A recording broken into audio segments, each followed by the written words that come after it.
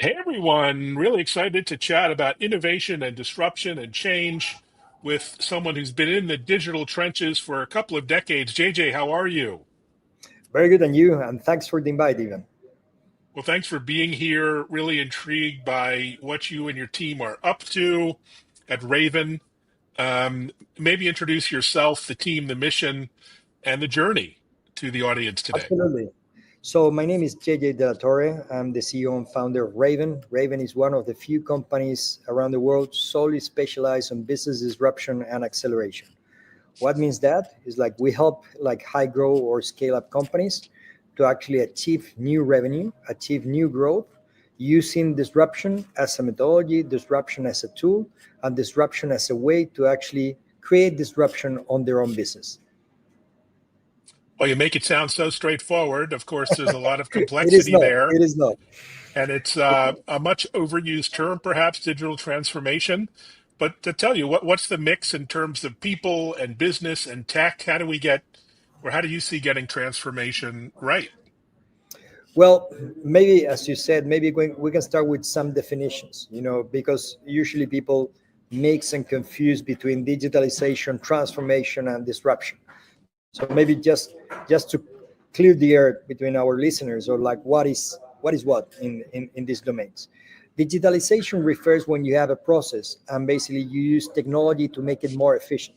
So imagine, opening a bank account and suddenly instead of actually filling, kind of like a new paper sheet or a PDF, now you are actually completing some of that process or the entire process through some digital component.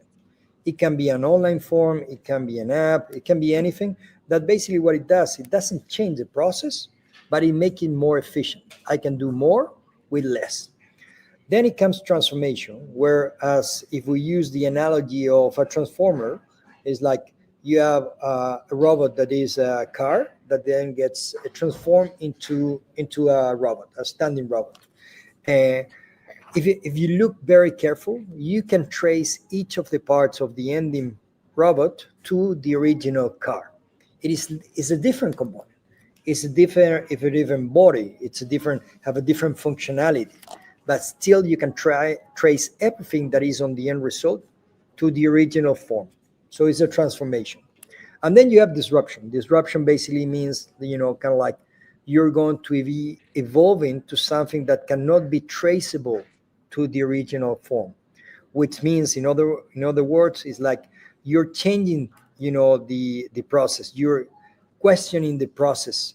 You're actually maybe even kind of like removing completely an entire process to end up with something that is completely different, and with most of the time has a different value composition, a different value chain, and a different business model than the original form. That's a great point there. And maybe talk a little bit about Raven. You've been a very successful enterprise. How do you align technology and data and culture to drive growth? What's been your success so far? Yes, so I think, like, first of all, like we operate integrating capabilities that usually doesn't exist.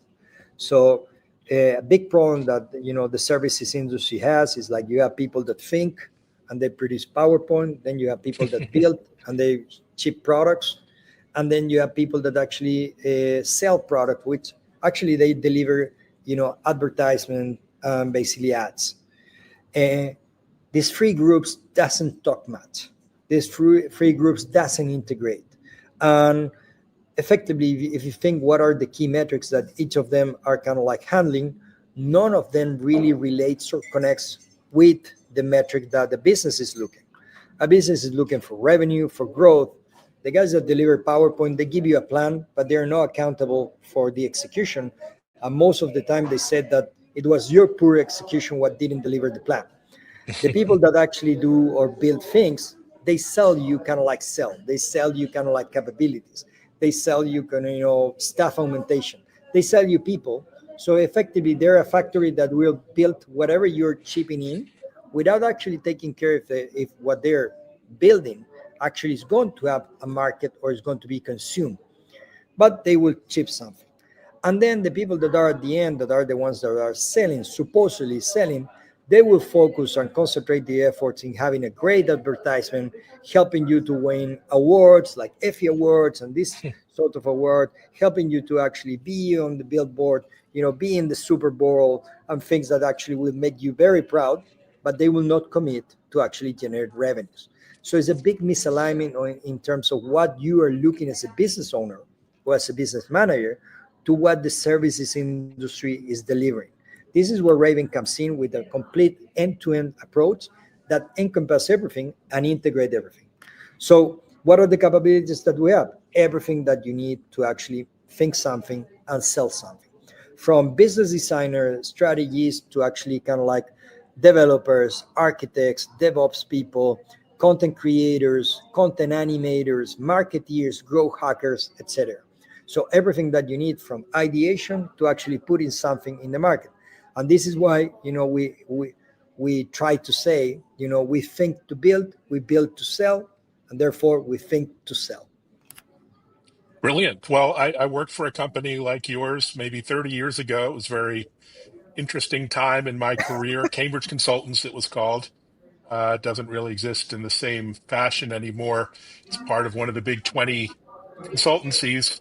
And despite all the AI hype, whether you believe it's real or practical or a bit early, all of the big consulting companies have been hit very hard in terms of their Totally. stock Yeah. prices, their projects, their revenue.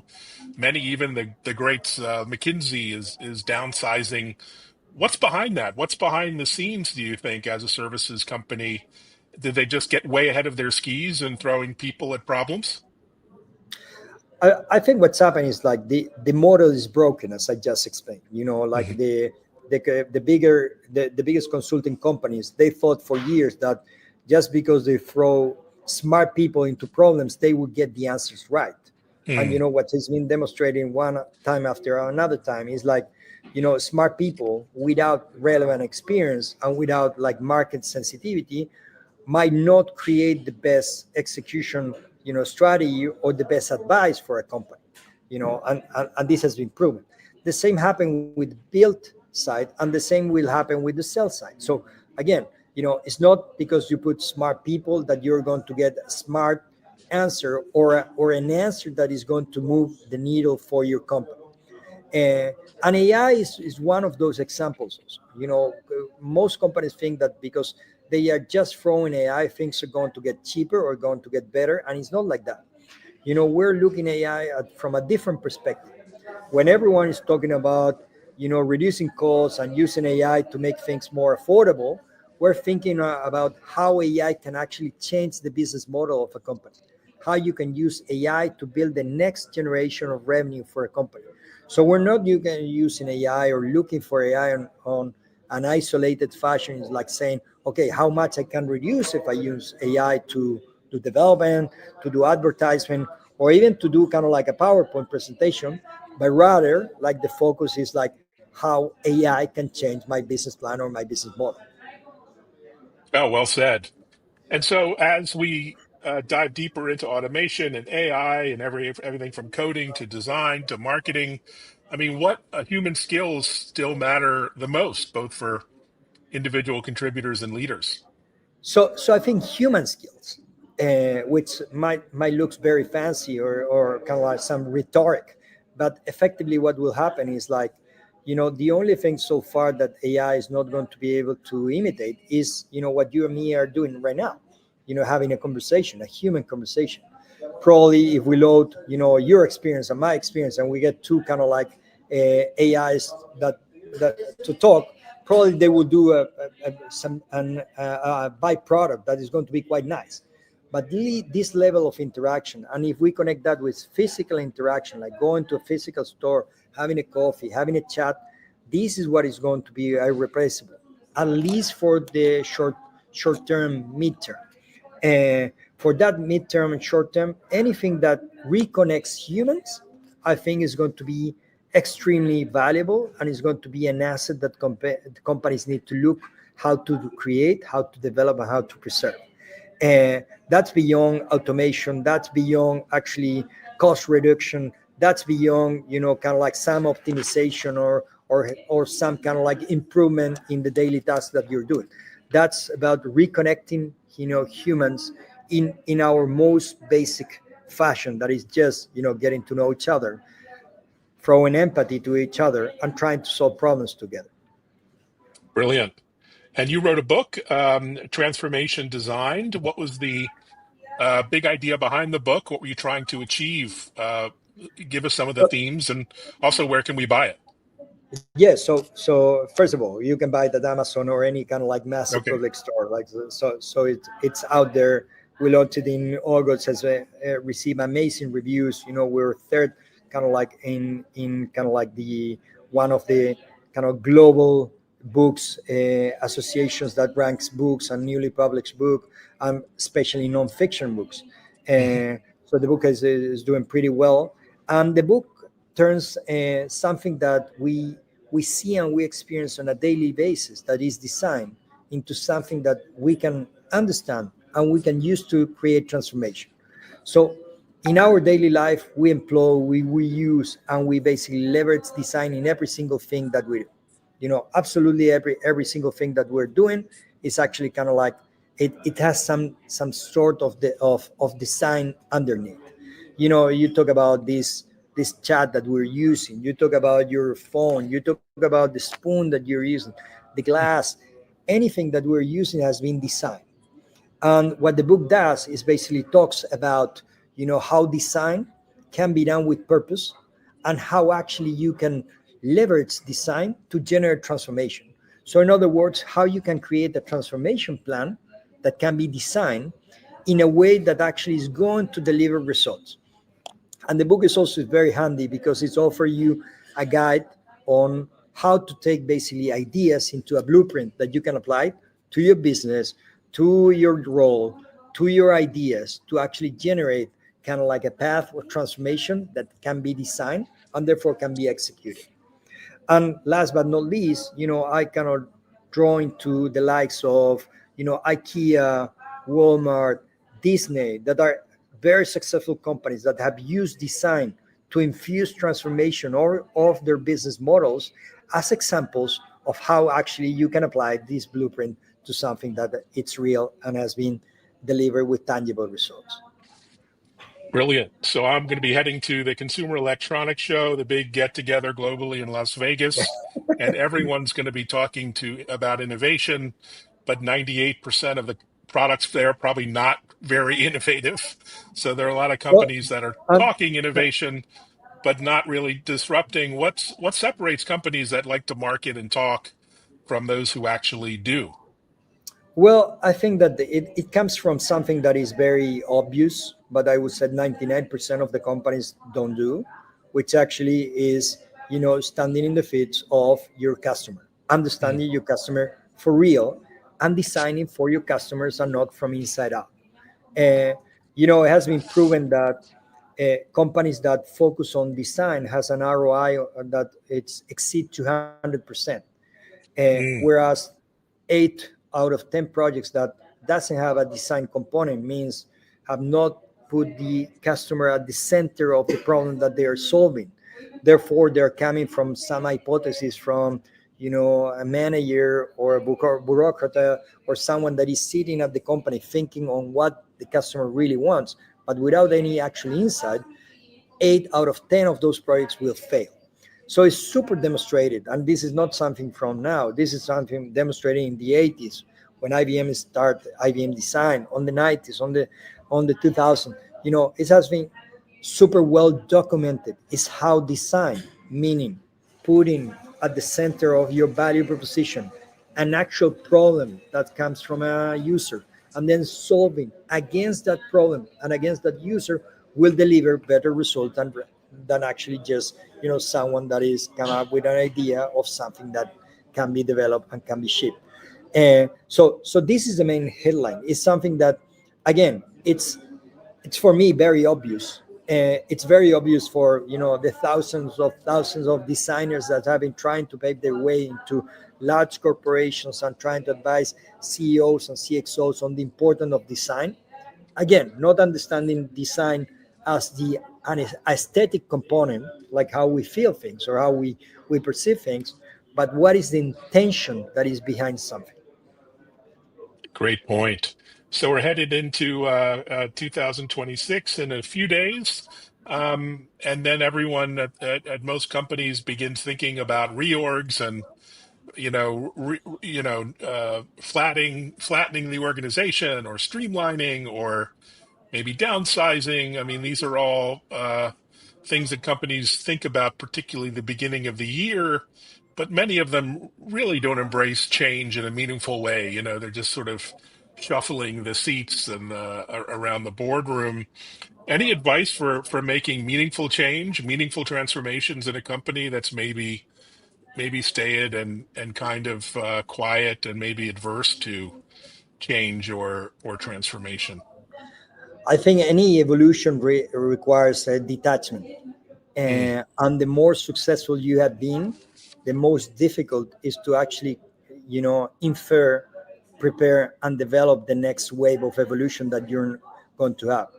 And that detachment requires sometimes, throwing out of the window, something that has been your business as usual, something that has been a big cash generation or a big, core business of your company to actually embrace something new.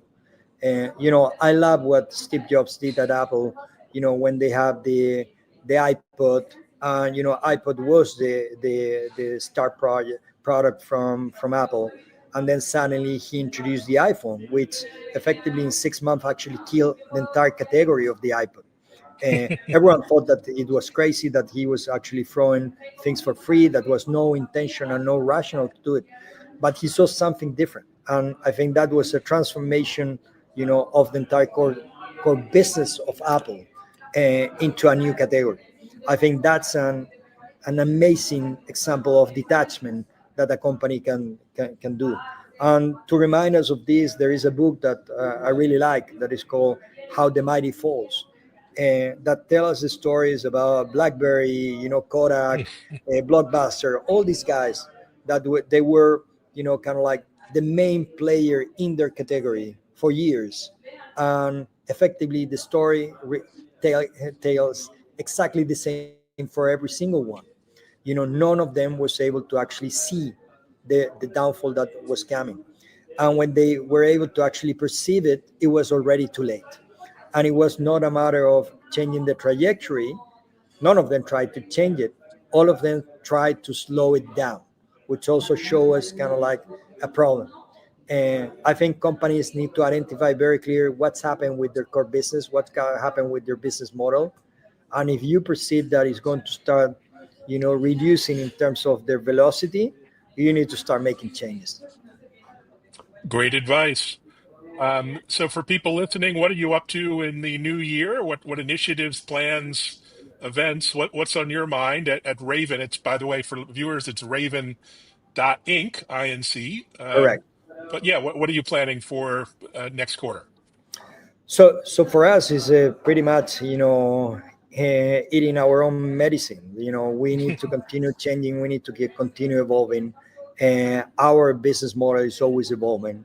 A few months ago, we start. We're like a year ago, we're only doing services. Then we started with SaaS. Then we started with variable. Now we're doing co-investment with our clients.